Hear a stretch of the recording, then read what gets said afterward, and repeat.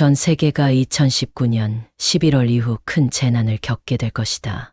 그로 인해 가장 큰 피해를 입게 될 나라는 중국이다. 인도 소년이 이 예언을 했을 때는 코로나 바이러스가 발생하기 전이었다. 그로부터 몇 개월 후 전 세계는 중국 우한에서 시작된 코로나 바이러스로 인해 큰 피해를 입게 되었다. 세상에는 수많은 예언가들이 존재하지만 그 중에서도 유독 많은 사람들의 관심을 받는 인물이 있습니다. 바로 인도의 천재적인 예언가 아비냐 아난드입니다. 그는 불과 어린 나이에 점성학을 연구하며 놀라운 예측을 해낸 인물로 특히 2020년 코로나 팬데믹, 비트코인의 상승과 하락을 정확히 예측하며 세계적으로 주목을 받았습니다. 영상이 끝날 때쯤이면 여러분은 앞으로 다가올 변화에 대해 보다 깊이 있는 시각을 가지게 될 것입니다. 구독과 좋아요 부탁드리며 지금부터 함께 살펴보시죠. 그의 예언은 단순히 코로나 사태에 그치지 않았습니다. 그는 앞으로도 인류가 맞이할 경제 위기, 국제 분쟁, 자연재해, 기술의 발전 등에 대한 다양한 예측을 내놓았고 그중 일부는 점점 현실화되고 있습니다. 그리고 최근 그의 예언 가운데 한국과 중국의 미래에 관한 부분이 많은 주목을 받고 있습니다.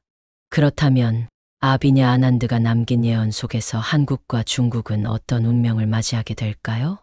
그는 한반도의 정치적 변화, 중국의 경제 위기, 국제사회에서 두 나라의 역할 변화 등 매우 중요한 이슈들에 대해 놀라운 통찰을 남겼습니다. 일부 예측은 이미 그 징후가 나타나기 시작했고 몇 년 안에 본격적으로 현실이 될 가능성이 높다고 합니다. 특히 그는 2025년부터 2026년 사이를 중요한 전환점으로 지목하며 이 시기에 한국과 중국이 거대한 변화를 겪을 것이라고 경고했습니다. 이것이 단순한 예언에 불과한 것일까요? 아니면 우리가 대비해야 할 중요한 경고일까요? 아비냐 아난드의 예언을 바탕으로 한국과 중국의 미래를 심층적으로 분석해 보겠습니다.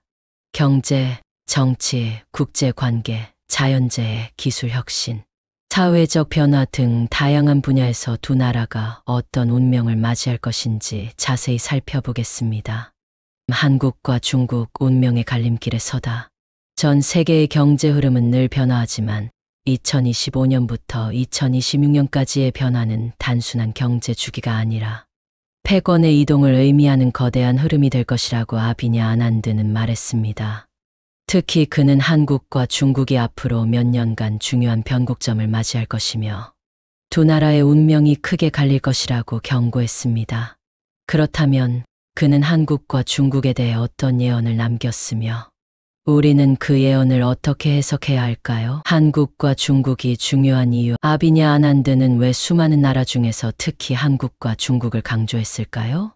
그가 남긴 예언을 분석해보면 그 이유를 크게 세 가지로 정리할 수 있습니다. 1. 아시아 중심 시대의 도래.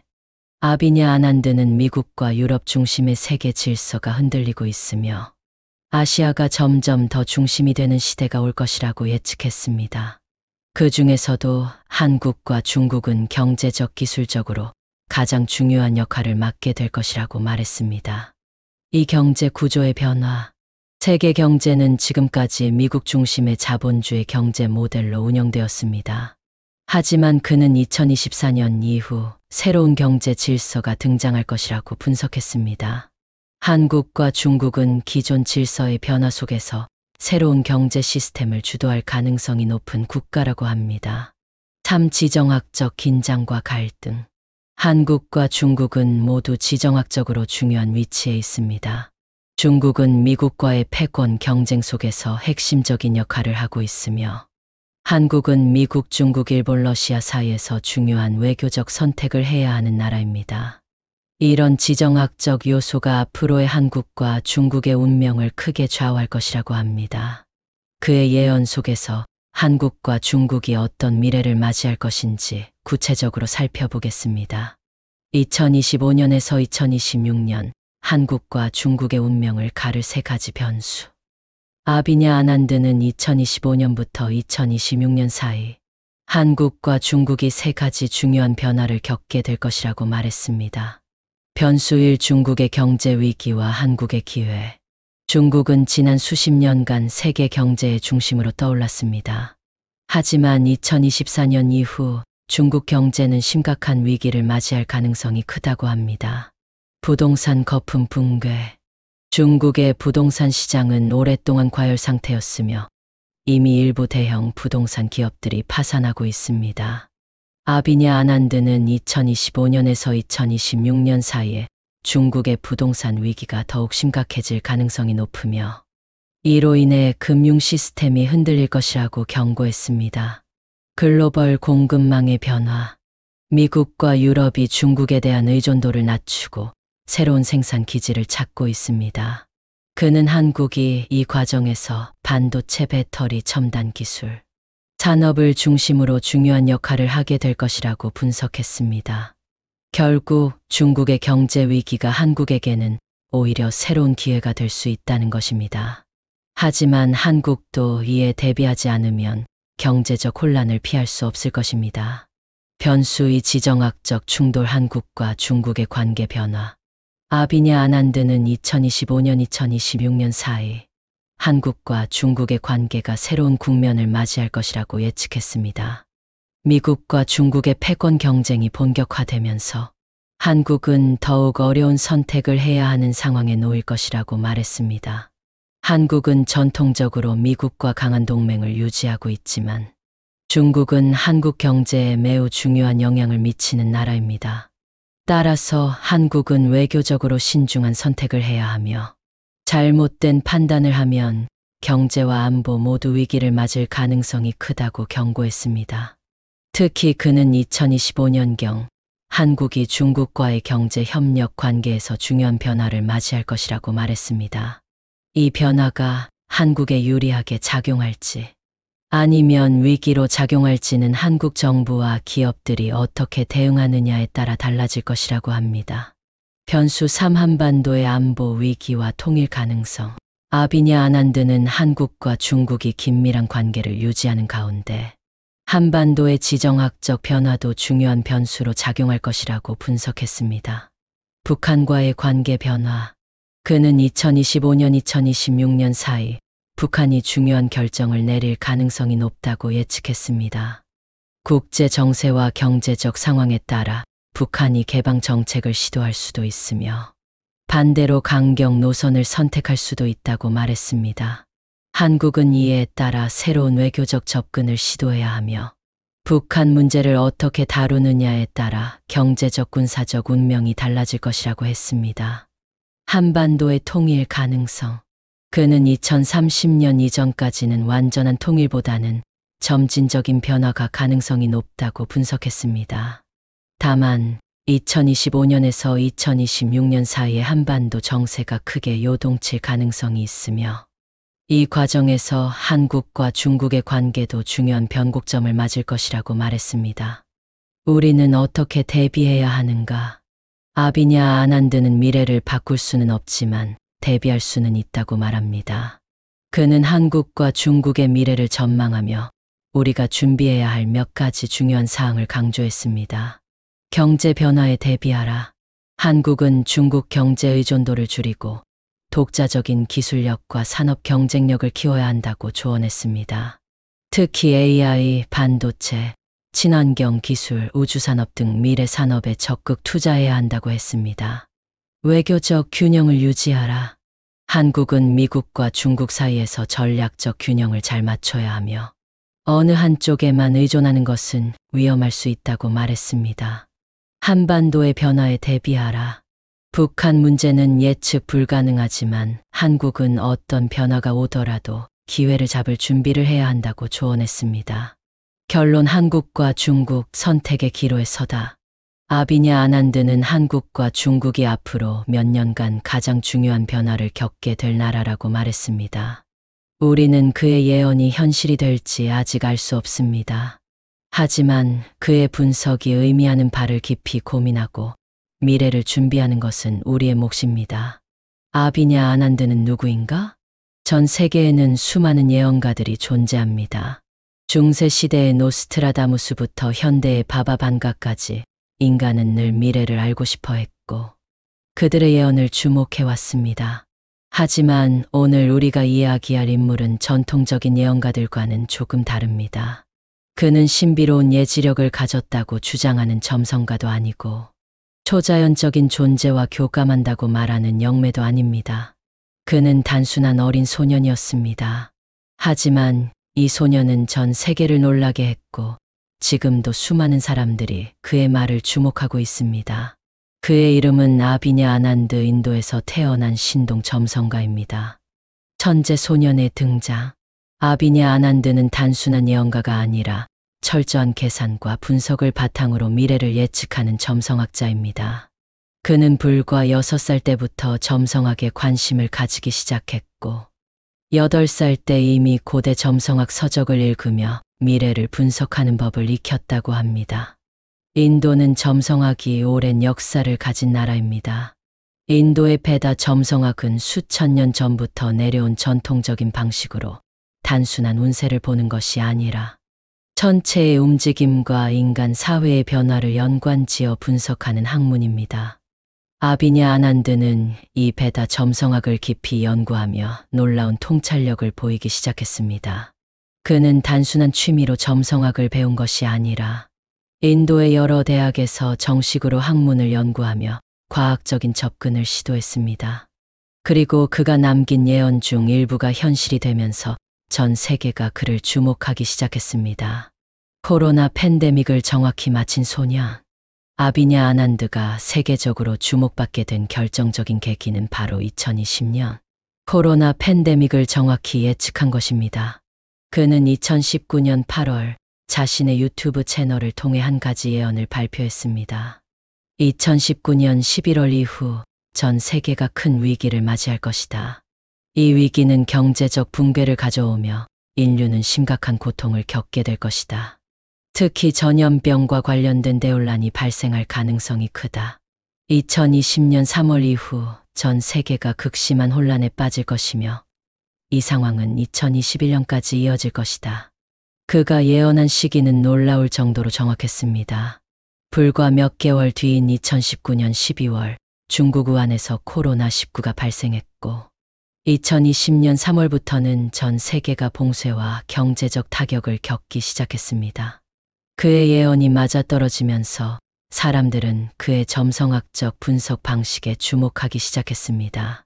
그리고 이후에도 그는 경제 위기, 자연재해, 국제 분쟁 등에 대한 예측을 지속적으로 발표했습니다. 점성학을 기반으로 한 그의 분석 방법. 아비냐 아난드는 자신이 단순히 감으로 예언하는 것이 아니라 철저한 분석을 기반으로 한다고 말합니다.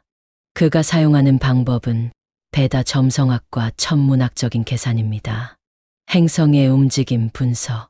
고대 인도의 점성학에서는 토성, 목성, 화성 같은 행성들의 위치가 인류의 운명에 영향을 미친다고 믿었습니다. 그는 이러한 행성의 주기적인 움직임을 계산하여 사회적, 경제적 변화가 일어날 가능성이 높은 시기를 예측합니다. 대역학적 패턴 분석. 역사적으로 유사한 행성 배치가 있을 때 어떤 사건들이 발생했는지를 연구합니다. 예를 들어 과거 특정한 시기에 있었던 경제 위기와 현재의 행성 배치가 유사하다면 그는 다시 경제 위기가 올 가능성이 높다고 판단합니다. 정치 경제 데이터와의 결합. 그는 단순히 점성학만 보는 것이 아니라 현재의 국제 정세와 경제 데이터를 종합적으로 분석합니다. 그래서 그의 예측은 일반적인 예언가들과 다르게 현실적인 분석을 포함하고 있습니다. 한국과 중국의 운명에 대한 그의 관심. 그런데 흥미로운 점은 아비냐 아난드가 유독 한국과 중국에 대한 예측을 자주 한다는 것입니다.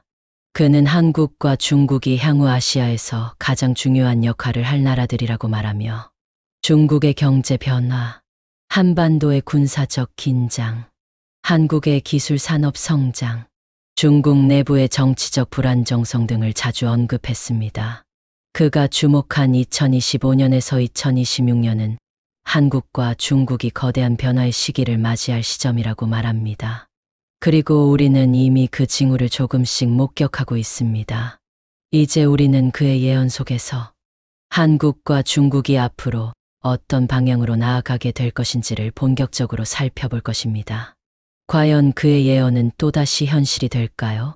그리고 우리는 그 변화에 어떻게 대비해야 할까요? 2020년 예언의 적중 우연인가, 피연인가? 어떤 예언이든 가장 중요한 것은 실제로 맞았느냐입니다. 수많은 예언가들이 존재하지만 현실이 되지 않은 예언은 쉽게 잊혀집니다. 그러나 반대로 정확하게 맞아떨어지는 예언은 사람들의 이목을 집중시킵니다. 아비냐 아난드는 그저 미래를 말하는 소년이 아니라 실제로 미래를 예측한 소년으로 세계적인 관심을 받았습니다. 특히 2020년 그의 예언이 정확히 들어맞으며 사람들은 충격에 빠졌습니다. 과연 그는 단순한 운으로 맞춘 것일까요? 아니면 우리가 미처 알지 못하는 방식으로 미래를 분석하고 있었던 것일까요? 아비냐 아난드는 자신의 예언이 점성학적 분석과 과학적 연구의 결합이라고 설명합니다. 그가 사용한 방법을 살펴보면 다음과 같습니다. 일행성 주기의 분석 목성과 토성의 대합. 그는 2020년 초반 목성과 토성이 특정한 위치에서 만나는 시기에 해당한다는 점을 강조했습니다. 인도 베다 점성학에서는 이러한 행성의 만남이 대혼란의 시작으로 여겨진다고 합니다. 역사적으로도 이 시기에 전염병과 경제 위기가 발생한 사례가 많았습니다. 이 과거와의 비교 역사적 패턴 분석. 그는 과거의 글로벌 위기와 현재의 행성 배치가 유사하다는 점을 발견했습니다. 예를 들어 1918년 스페인 독감 당시에도 유사한 행성 배열이 나타났으며 2008년 금융위기와 2020년 팬데믹 전후의 행성 위치도 매우 비슷했습니다. 3. 국제 정세와 경제 흐름 분석. 단순한 점성학이 아니라 현재의 경제 상황과 국제 관계도 고려했습니다. 그는 미국과 중국의 무역 전쟁이 격화되면서 글로벌 경제가 불안정해졌고 이런 상황에서 돌발적인 사건 팬데믹, 자연재해 등이 발생하면 더욱 심각한 혼란이 올 수밖에 없다고 예측했습니다. 이런 점을 종합했을 때 그의 예언은 단순한 감이 아니라 철저한 분석과 논리에 기반한 미래 예측이었다고 볼 수 있습니다. 그의 예언이 다시 주목받는 이유. 아비냐 아난드의 2020년 예언이 현실이 되면서 사람들은 그의 다음 예측에 주목하기 시작했습니다. 그는 코로나 이후에도 다음과 같은 중요한 예언을 남겼습니다. 2025년에서 2026년 또 다른 글로벌 위기 발생 가능성. 그는 2025년부터 2026년 사이가 새로운 전환점이 될 것이라고 말했습니다. 특히 한국과 중국이 큰 변화를 겪을 것이며 경제 및 국제 정세가 요동칠 가능성이 크다고 경고했습니다. 세계 경제의 새로운 흐름. 기존 강대국들의 영향력이 약해지고 새로운 패권이 등장할 것이라고 예측했습니다. 한국과 중국은 이 과정에서 중요한 역할을 맡게 될 것이라고 분석했습니다. 자연재해 및 기후 변화 심화. 그는 지구의 기후가 급변하면서 2025년을 기점으로 새로운 유형의 자연재해가 등장할 것이라고 예측했습니다. 한국과 중국 역시 이에 대비해야 한다고 강조했습니다. 그렇다면 우리는 어떻게 대비해야 할까? 아비냐 아난드는 단순히 위기를 경고하는 것에서 끝나지 않았습니다. 그는 우리에게 중요한 조언을 남겼습니다. 무엇보다 중요한 것은 준비. 위기는 예고 없이 찾아오는 것이 아니라 작은 신호들이 쌓여서 점점 현실이 된다고 말합니다. 그렇기 때문에 경제적 변화, 국제 정세, 자연재해에 대한 경각심을 가지고 대비해야 한다고 강조합니다. 자신의 능력을 키워야 한다. 그는 불확실한 미래에서는 경제적 기술적 자립이 무엇보다 중요하다고 말합니다. 새로운 시대에 맞춰 변화에 빠르게 적응하는 능력이 필수라고 합니다. 2020년 예언의 적중, 그리고 미래. 아비냐 아난드는 이미 한 번 미래를 정확히 예측했습니다. 그렇다면 그의 2025만 2026년 예언도 현실이 될까요? 우리는 그의 예언이 단순한 우연인지 아니면 또다시 현실이 될 것인지 곧 확인하게 될 것입니다. 2025년 이후 새로운 세계 경제 질서의 탄생. 우리는 지금 거대한 변화의 문 앞에 서 있다. 2020년대 초반부터 시작된 세계 경제의 불안정은 단순한 경기 변동이 아니라 근본적인 패러다임의 전환을 예고하고 있다. 아비냐 아난드는 2025년 이후 지금까지 우리가 알고 있던 경제 시스템이 완전히 바뀔 것이라고 예언했다. 그는 단순히 경제 위기가 온다는 것이 아니라 새로운 경제 질서가 등장할 것이며 한국과 중국을 포함한 전 세계 국가들이 이 거대한 변화 속에서 살아남기 위해 치열한 경쟁을 벌일 것이라고 말했다. 그렇다면 그가 예측한 2025년 이후의 경제 질서 변화란 무엇일까? 우리는 이에 어떻게 대비해야 할까? 첫째, 새로운 경제 시스템에 빠르게 적응해야 한다. 기존의 금융 질서가 무너지고 새로운 시스템이 등장하는 과정에서 한국은 기술적, 제도적으로 빠르게 적응해야 한다고 말했다. 디지털 화폐와 블록체인 기반 경제 시스템에 대한 투자가 필요하다. 둘째, 미국과 중국 사이에서 균형을 유지해야 한다. 미국과 중국의 경쟁 속에서 어느 한쪽으로 치우치는 것은 위험할 수 있다. 한국은 미국과의 동맹을 유지하면서도 중국과의 경제 협력을 강화하는 균형 전략을 유지해야 한다고 강조했다. 셋째, 국내 경제의 자립도를 높여야 한다. 한국은 그동안 수출 중심 경제 모델로 성장해왔다. 하지만 글로벌 경제의 변화 속에서 내수 시장을 강화하고 자체 기술력과 자원 활용 능력을 높이는 것이 중요하다. 영상이 재미있으셨다면 좋아요, 구독 부탁드립니다.